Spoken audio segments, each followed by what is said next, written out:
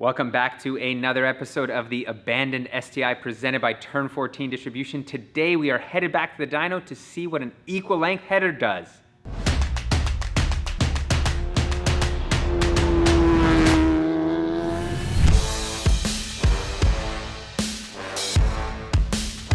If you tuned in to the last episode, you'd have seen this engine make almost 400 wheel horsepower, and Mike from Cobb Tuning said there's just one critical issue that we have, and he mentioned that our unequal length header would be a problem on the racetrack. And that is because of the way the collector runs with the unequal length, and heat builds up in the two cylinders. So we are going to be swapping over to an equal length header. However, before we do that, we had thought long and hard. We listened to all your comments because, I said I was a little underwhelmed with the power, but the reality is after driving this car on the street, it is a weapon. It's really quick and power comes on strong.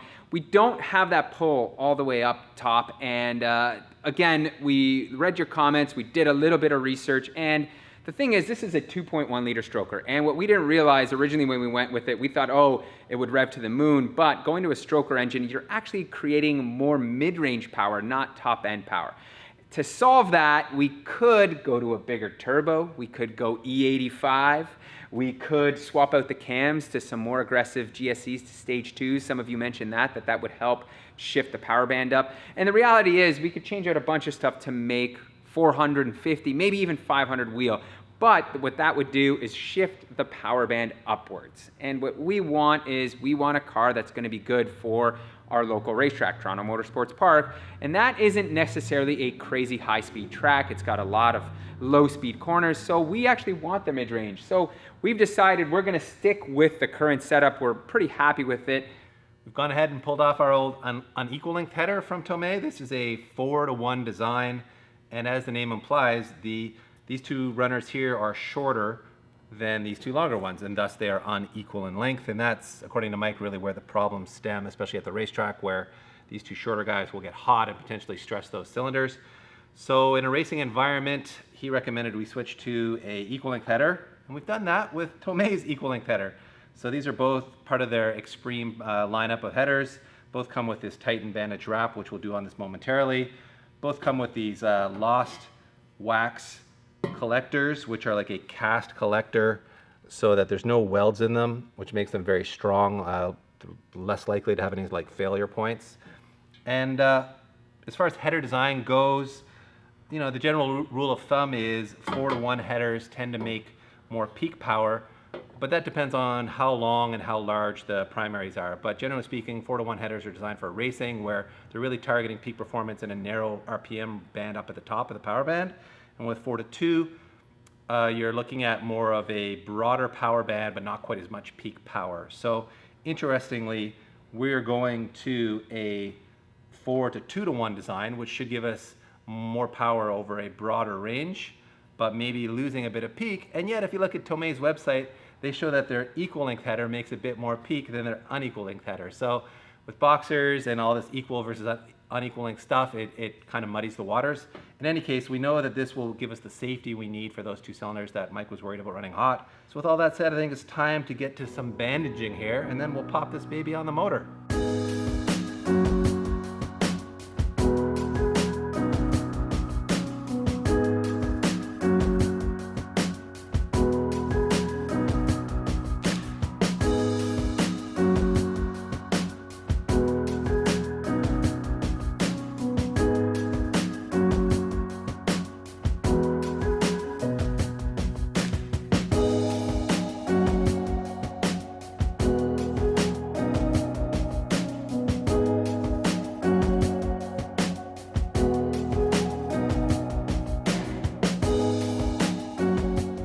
Just like that, our equal length Tomei header is wrapped in that Titan bandage. It's bolted up to the motor, and that means we've got one more thing before we head back to the dyno, and that is to add another spring into our wastegate, because Mike from Cobb Tuning mentioned that the duty cycle was maxed out on that puppy, so we need to add some more spring in there.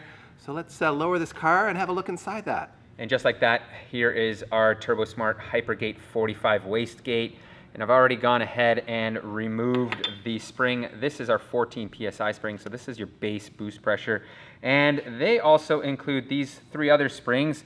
This one is 7 PSI, 5 PSI, and 3 PSI. So what we're gonna do is take our 5 PSI spring and drop it in here to combine this to have a base boost pressure of 19 PSI. That means our boost controller is gonna work less and it's gonna give us more range in boost control. So now I'm gonna put this all back together, and then Mike is gonna send me some new maps. I'm gonna go do some driving, gonna send him some logs, and then it's time for the dyno. All right, we have gone back and forth with Mike from Cobb Tuning on those street logs, and it is now time to tune in the tune completely here on the dyno. We're back at Mantis Racing. Instead of being in their shop though, we're outside in the sunlight. I've never done a fresh air tune like this before, PT. I know, but it's a little warm, DP. I was hoping to cheat the numbers a little bit, but you know, whatever. But still, it's like 21. We can't complain. It's 21 it's a Celsius. Nice sunny day. All right, everyone. Say hi to Mike from Cobb Tuning. He's back by the magic of FaceTime to dial this sucker in one last time, or at least we hope this is the last time. So you and Pete have been going back and forth on some data logs off the street. Have you seen any big differences between the changes we made with the header and the spring and the wastegate?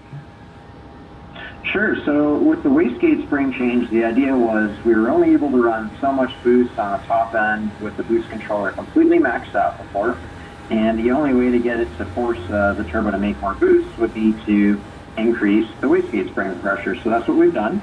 Yeah, on the header side of things, I did notice a little bit of an efficiency improvement based on the road logs at the higher RPM area. So we'll see what it does. I think it'll probably still hash out to a net gain on the top end. Just won't know how big until we run it on the dyno.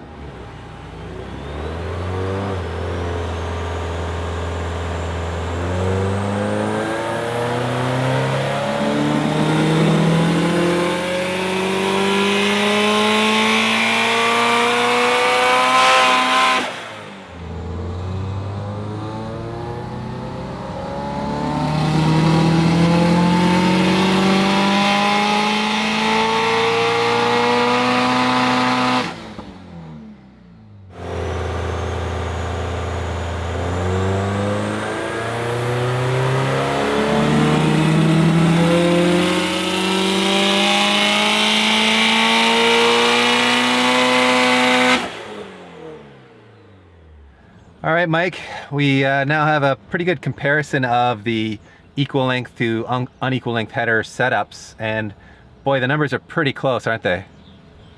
Yeah, they sure are. It looks like the car made slightly less boost on the run with the header, and we'll have to see if we turn the boost up a little more what we can get out of it. But yeah, trying to do a comparison without making real big tuning changes, it does look pretty darn similar. Yeah. And I mean, we ran it in 2 different days, so this isn't exactly like pure scientific. Not a true head-to-head comparison. It just goes to show it's super close, right? And like we said before, for us, the real reason to go to the equal length header was really for safety at the racetrack, since we don't want to have that one cylinder running too hot at the track and potentially hurt the motor. So I think for us, it was a reliability mod as much as anything else. So happy that at least we're in the same ballpark. Yeah, and 395, 319, right? Yeah, 395 is good numbers. Pretty healthy on pump gas. And now we're going to try something a little silly. We're going to drain some gas out, and we're going to put in some of this VP Octanium octane booster. Apparently in 40 liters, it'll add 8 points of octane. So we're hoping that'll free Mike up to maybe turn the boost up a little, maybe get a little aggressive with the ignition timing. What do you think? Yeah, let's see what happens. All right, here we go.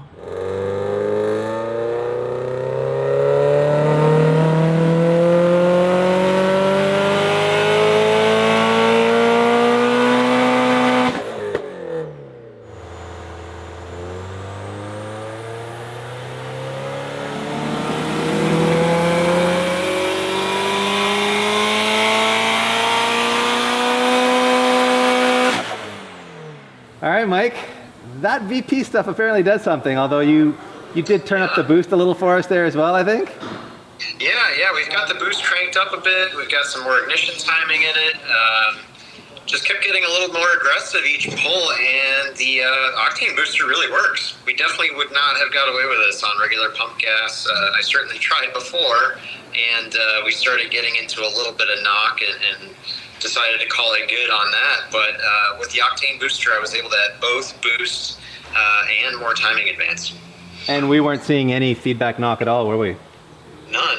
And considering we're just on pump fuel otherwise, I had the boost up to 28 pounds in the mid-range, which is quite a bit. Yeah. Especially for pushing this small turbo that hard. So yeah, really happy with the octane booster. I know, it makes Pete and I feel a little bit better just to see a bigger number here, but realistically, you're probably not going to run this octane booster on the street all the time, but it's nice to have a map for this booster that we can throw in there, go to the drag strip, go to the racetrack, and just know that we have some extra knock resistance and maybe a bit more power too. Absolutely, yeah.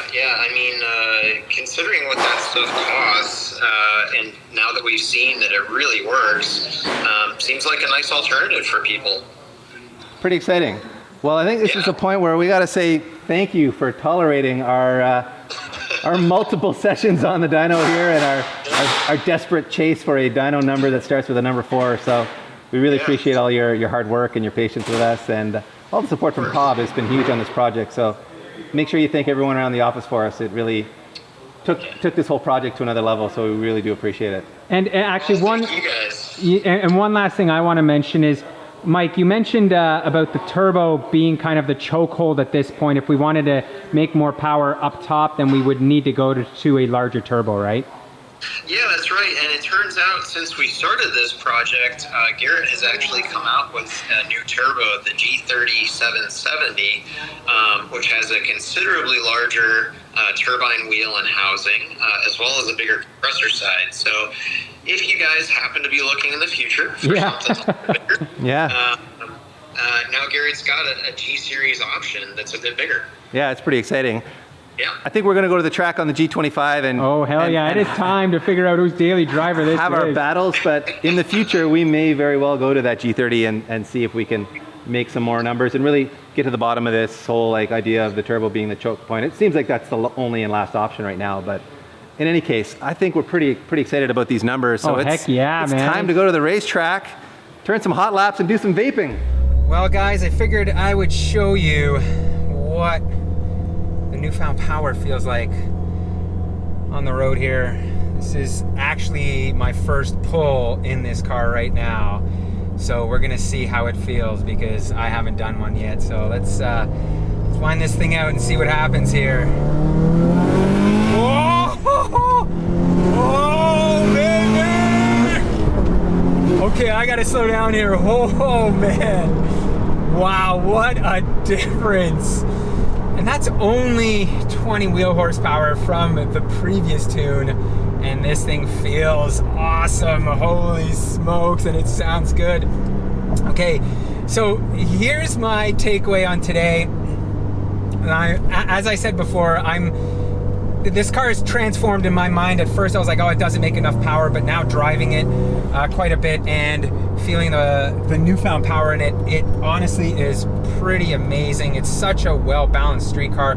I'm so happy we stuck with this turbo and didn't go bigger, because the lag would have been, I don't want to say significantly larger, but you never know. At this point, it's such a linear power band too. It doesn't have, like, if you look at the dyno chart, it doesn't, like, there's nothing, and then it hits all of a sudden. No, it comes in very gradually and whatnot. So all in all, guys, I am beyond happy with this car. I'd give you a couple more pulls, but as you can see, we are stuck in traffic driving home from Mantis Racing. So once again, big thank you to Mantis, big thank you to Cobb, big thank you to Mike for all of the effort and time put into this vehicle. So that is officially a wrap, and we are headed to the racetrack next to figure out who is going to be the daily driver of this vehicle.